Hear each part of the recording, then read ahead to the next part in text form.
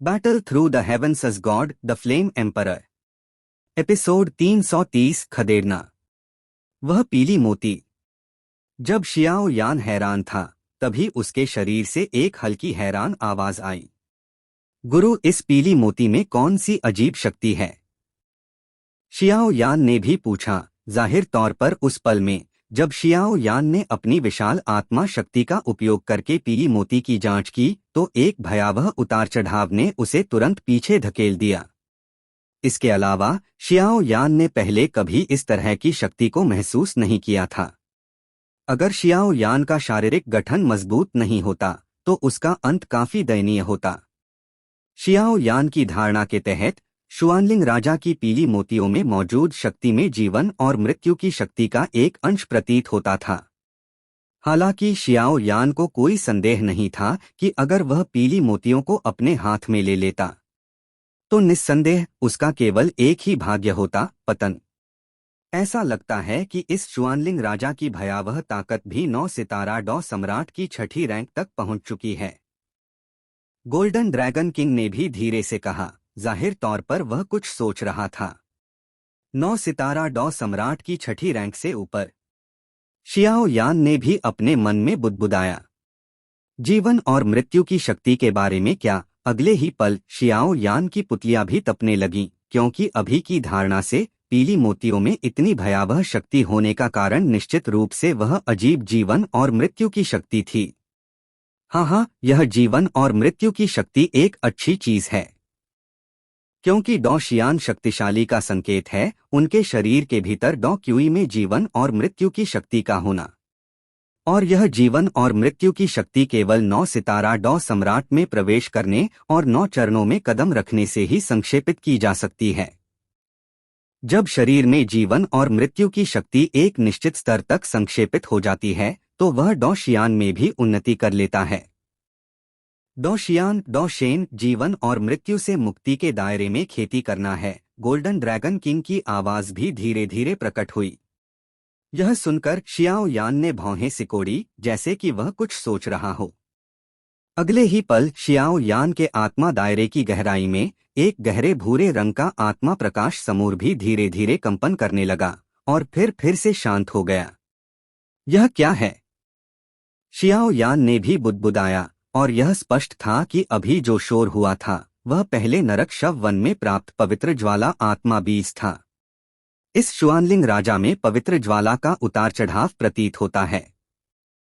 Golden dragon king ने भी अगले ही पल धीरे से कहा, पवित्र ज्वाला? क्या यह वाकई शुआनलिंग शाही परिवार में है? शियाओ यान ने यह सुनकर शुआनलिंग राजा के क्लोन से पहले की अत्यंत कमजोर ज्वाला के उतार चढ़ाव को भी देखा। शियाओ यान के अनुभव के आधार पर, हालांकि इस शुआनलिंग राजा के पास पवित्र ज्वाला की कुछ शक्ति थी, इसका मतलब यह नहीं था कि उसने पवित्र ज्वाला को निगल लिया था। हालांकि यह एक क्लोन है, मेरी नज़र में इस क्लोन की कीमत काफी अधिक है, और यह शुआनलिंग राजा की लगभग 80% शक्ति का उपयोग कर सकता है। ऐसा लगता है कि शुआनलिंग शाही परिवार की यह यात्रा और भी दिलचस्प हो गई है। गोल्डन ड्रैगन किंग ने भी धीरे से मुस्कुराया, और फिर अगले ही पल एक अदृश्य शक्ति भी धीरे धीरे शियाओ यान के पीछे मौजूद विचित्र आग और प्राचीन शासक में प्रवेश कर गई। लॉन्ग यी ने इस शक्ति को स्वीकार किया, और यह भी पाया कि उसकी वह शक्ति जो लंबे समय तक सील होने के कारण रुकी हुई थी, धीरे धीरे ठीक हो रही थी। ऐसा लगता है कि शुआनलिंग शाही परिवार की यात्रा वाकई करने लायक है। शियाओ यान ने भी धीरे से मुस्कुराया, फिर आकाश में चल रहे युद्ध को देखा। 2 डॉडी शिखर शक्तिशाली लोगों के बीच एक मुकाबला। यह बस कीड़े-मकोड़ों की छोटी सी चाल है। अगर तुम्हारा मूल शरीर यहाँ होता, तो यह लड़ाई के लायक होता। लेकिन तुम्हारे अवतार की ताकत बहुत कमजोर है। ऐसे में तुम पांचों आज मेरे फेंशियांग पैविलियन में ही रह जाओ। जू लाओ ने भी शुआनलिंग राजा के अवतार में मौजूद पीली मोती को देखा, और फिर सादगी से कहा। उसकी आवाज में गर्व भरा स्वर बिल्कुल छिप नहीं पा रहा था।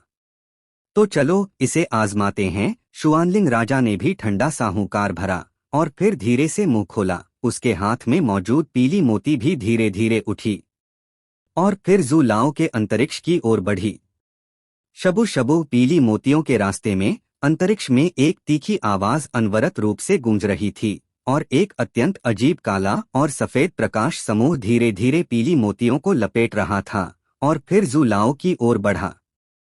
शुआनलिंग राजा, तुम्हारे और मेरे बीच की शिकायतें मैं जल्दी या देर से तुमसे हिसाब चुकता करूंगा, जू लाओ ने भी धीरे से कहा। और अगले ही पल उसके पूरे शरीर की चांदी की डॉ क्यूई धीरे धीरे जू लाओ के सामने संक्षेपित हो गई। ले यिनहु। अगले ही पल जू लाओ की चांदी की डॉ क्यूई द्वारा संक्षेपित एक शक्तिशाली शक्ति भी धीरे धीरे बन गई। शियाओ यान ने देखा कि जू लाओ के सामने एक गरजता हुआ लोमड़ी भी जू लाओ के सामने बन गया और फिर जबरदस्त विनाशकारी शक्ति के साथ शुआनलिंग राजा की पीली मोती के साथ क्रूरता से हमला किया। Bang bang bang. एक के बाद एक टकराव से केवल एक हल्की सी आवाज आई और शियाओ यान और अन्य लोगों ने भी देखा कि पीली मोती वास्तव में जू लाओ और चांदी के गरजते लोमड़ी द्वारा हमला करके काट दी गई थी। यह अचानक आधा कट गया। Boom boom boom. भयावह पीली मोती को जू लाओ की चांदी की गरजती लोमड़ी द्वारा आधा काटे जाने के बाद यह तुरंत फट गई और भयावह शक्ति फेंटियन क्षेत्र के बाहर हिंसक रूप से फट पड़ी। दूसरी ओर चांदी की गरजती लोमड़ी ने शुआनलिंग राजा के क्लोन पर अनिच्छा से हमला किया, जैसे कि पीली मोती का प्रतिरोध करने में ज्यादा शक्ति का उपयोग नहीं हुआ हो। हाँ, मुझे नहीं लगा था कि भले ही तुम अपनी डॉ संरचना मास्टर की हैसियत पर निर्भर न करो, तुम्हारी ताकत मुझे दबाने के लिए काफी है। शुआनलिंग राजा का क्लोन भी धीरे से मुस्कुराया और फिर जब उसने देखा कि भयावह लोमड़ी उस पर हमला करने वाली थी तो उसने काफी गर्व के साथ अपनी हथेली उठाई और अपने पीछे के 5 लोगों की ओर धीरे से हिलाया और 5 लोग तुरंत गायब हो गए। हाँ, जू जिन, बहुत जल्दी आत्मसंतुष्ट मत हो।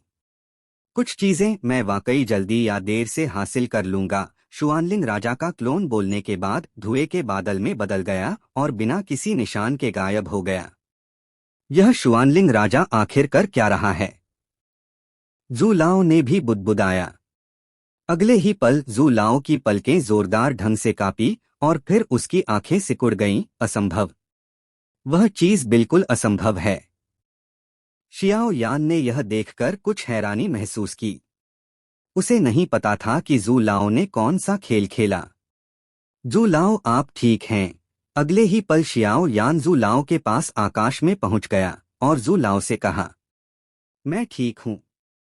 सब लोग यहाँ हैं ना? जू लाओ ने भी थोड़ा सोचा, फिर शियाओ यान के पीछे म्यू फेंग और म्यू यिंगडेन की ओर देखा और कहा, सब यहाँ हैं, तीनों ने एक स्वर में कहा। अब चलते हैं, जू लाओ ने भी धीरे से कहा और फिर अगले ही पल जू लाओ ने अपनी कुछ थकी हुई हथेली उठाई और उस अंतरिक्ष की ओर धीरे से हिलाया जहां अभी दोनों थे और अचानक एक रहस्यमयी शक्ति प्रकट हुई। फिर फेंटियन क्षेत्र के बाहर कुछ टूटे हुए अंतरिक्ष को ठीक कर दिया। जहां तक पीली मोतियों से निकली शक्ति की बात है, जब शुआनलिंग राजा का क्लोन बिखर गया तो वह भी स्वाभाविक रूप से बिखर गई। हाँ, शियाओ यान और अन्य लोगों ने यह सुनकर अपनी यात्रा का उद्देश्य समझ लिया। वह शुआनलिंग शाही परिवार में शुआनलिंग सम्राट तालाब था। इस बार जू लाओ ने तीनों की अगुवाई की। जू लाओ जैसे बड़े बुद्ध की गवाही के साथ तीनों को भी पूरा आत्मविश्वास था। आखिरकार उन्हें अभी अभी पता चला था कि फेंशियांग पैविलियन और शुआनलिंग शाही परिवार के बीच का रिश्ता बहुत अच्छा नहीं लगता, लेकिन अब जब जू लाओ की अगुवाई थी तो शुआनलिंग राजा भी दुस्साहसी होने की हिम्मत नहीं करेगा। आखिरकार यह जू लाओ ही था जिसने अभी अभी शुआनलिंग राजा को खदेड़ा था। हालांकि यह केवल एक क्लोन था, लेकिन यह एक वास्तविक खदेड़ना था। Please like and subscribe to novel reader YT।